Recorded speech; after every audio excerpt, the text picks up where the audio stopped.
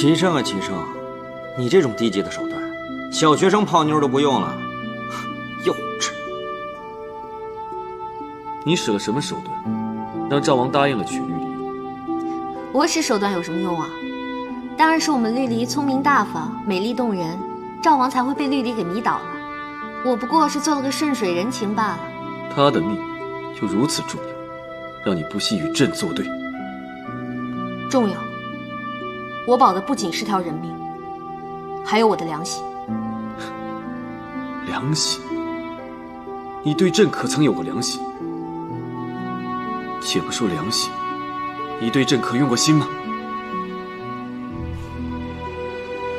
我这人做事一码归一码，对我好的人，我都会用心回报。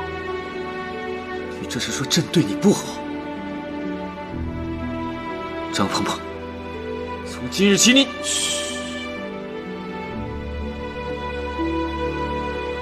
禁足是吧？我懂。您回吧，禁足这种事儿，我自己办就行。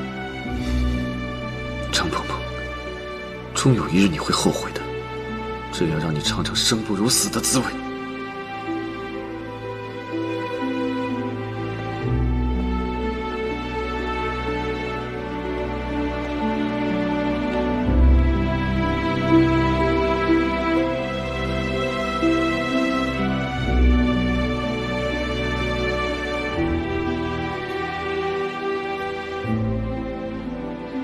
娘娘，皇上那边这几日都没什么动静，事情想必就这么过去了吧？您还在愁什么呢？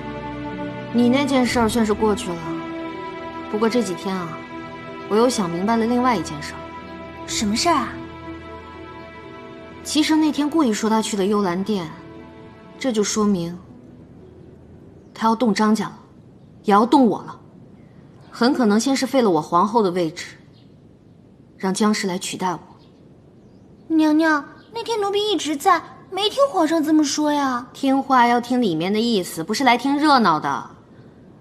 这些天我一直没有想出一个扳回局面的好办法，所以心情不美丽了。都是奴婢惹的祸，奴婢也不知道怎么帮您。